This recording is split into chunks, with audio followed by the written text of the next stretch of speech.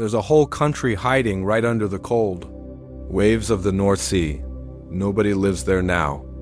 But thousands of years ago, you could walk all the way from England to Europe without getting your feet wet. You would have seen endless green plains and huge, wild cattle moving through the grass. You'd hear birds calling over wide marshes and see hunters making campfires in the dark, just as the sun went down behind the hills. Today, all of that sits quietly under about 60 meters of water. Fishing boats cross back and forth above it every single day, with no idea what quiet world is spread out beneath their hull. No lights, no sound, just the slow drift of the tide over a world that used to be full of life. I'm telling you this story tonight so you can just let go of your day and drift off. Let the sound of that vanished world pull you into a good night's sleep. Before we get too deep, welcome to the channel. If this is your first night here, go ahead and hit subscribe and tell me in the comments which city you're tucked into tonight. I read every single one. And if you'd rather skip the ads and any background sound, completely, my Spotify has the plain version, links down below. Way back 10,000 years ago, the North Sea wasn't even a sea. It was just solid ground. Hills, woods, wide rivers moving slowly to the north.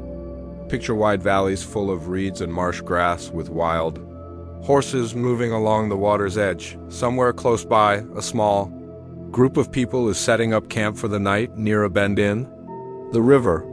Some seasons brought herds of reindeer moving through the open plains. Other times it was aurochs, huge wild cattle, twice the size of anything we keep on farms today. Whatever came through, the people of Doggerland followed close behind, always ready to move. Again, when the herds moved on, they don't build houses out of stone. They don't write anything down. Instead, they build simple shelters from branches and hide. Close enough to the water to fish, close enough to the trees to gather wood. In the mornings, they check their traps along the riverbank. In the evenings, they gather hazelnuts and berries from the forest edge. They didn't work alone either. Some of these early hunters kept dogs by their side, trained companions for tracking game and watching over the camp at night.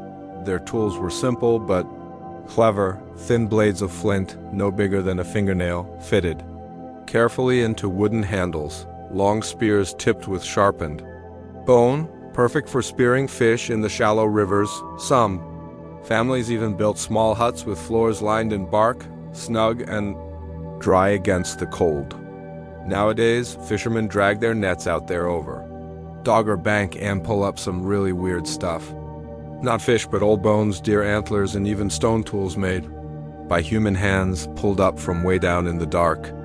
One of the strangest finds happened almost 100 years ago. A fishing boat called the Calinda was working near the English coast when its net brought up a lump of old peat. Inside it was a small tool carved from antler, shaped for catching fish, sitting quietly at the bottom of the sea for thousands and thousands of years. The people living back then didn't build big stone temples or write books. They just lived off the land. They fished, they hunted, they passed stories down by the fire. It was their whole world. Now we call it Doggerland. The crazy thing is how slowly it fell apart. Way up north, huge walls of ice were melting.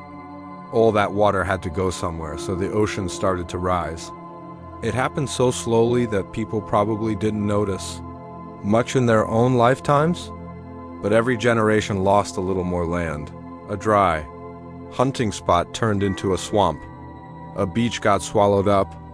A path that grandparents once walked to reach the coast simply wasn't there any more for their grandchildren. Some of the last families to live there might have watched the water creep across land their own parents once called home. A hunting ground here, a fishing spot there, each one by one, disappearing beneath the tide within a single lifetime. Then the end came all at once, far off the coast of Norway. A massive piece of land slid into the sea. It pushed a huge wall of water racing out in every direction, all the way across to what was left of Doggerland. That same landslide left a scar on the seafloor that's still there today. one of the largest ever recorded. Scientists have found the marks that wave left behind. Layers of sand and mud spread across coastlines, from Norway all the way down past Scotland. In some places, that single wave rose as high as 20 meters. After it hit whatever was left of that quiet, low-lying world, didn't stand much of a chance. Within a few generations, the last of Doggerland disappeared, beneath the surface for good. By the way, if you like getting lost in these old stories, I actually put together a book about them. It's great for when you are wide awake and want to read more about these forgotten places. You can find it at sleepytimehistory.com, and I've got a discount code there for you this week. For a long time, nobody knew any of this was down there. It all started with fishermen. For decades, trawlers working the middle of the North Sea kept pulling up strange things in their nets: the tusks of ancient rhinos, the bones of mammoths, tools clearly shaped by human hands. At first, people thought it was just some strange coincidence. Across the sea in the Netherlands, the story kept going. Workers building up sandy beaches would pump sand up from the seafloor to reinforce the coastline. Mixed in with all that sand again and again were more ancient tools: sharp little flint blades, barbed points carved from bone and antler, built for hunting and fishing thousands of years ago. Nobody was looking for them. They simply kept turning up, one shovelful at a time. But the finds kept coming again and again, always from the same stretch of water, a shallow area sailors called Dogger Bank. Years later, oil companies started searching that same seabed, using sound waves to map what was hidden underground, deep beneath the water and mud. They weren't looking for lost history. They were looking for oil and gas. But researchers realized that same data could be used for something else entirely.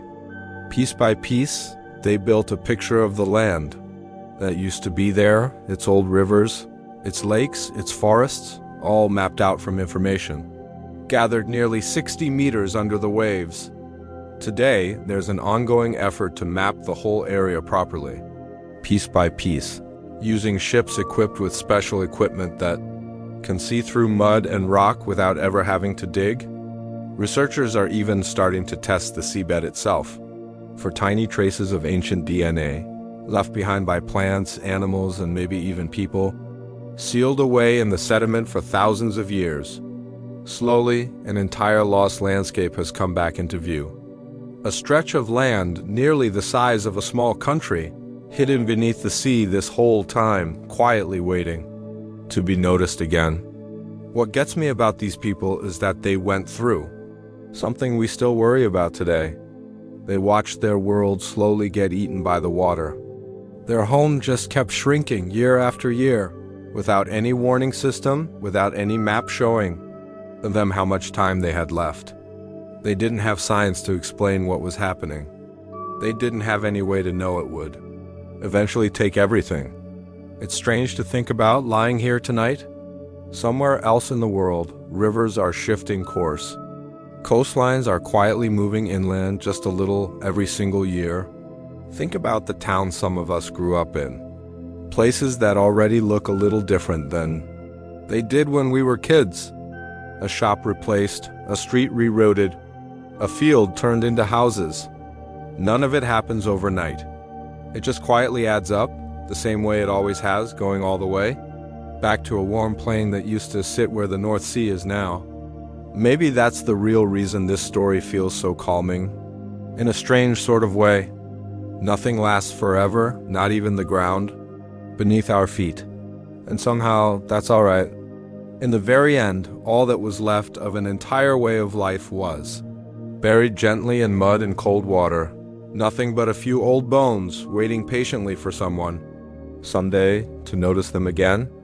Way down in the dark water, those old campfires have been out for a long time. The trees are gone. It's just mud and absolute quiet.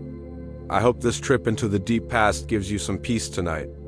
Whatever is troubling you, let it settle, just like sand, slowly settling on an old seafloor. It doesn't have to be figured out tonight.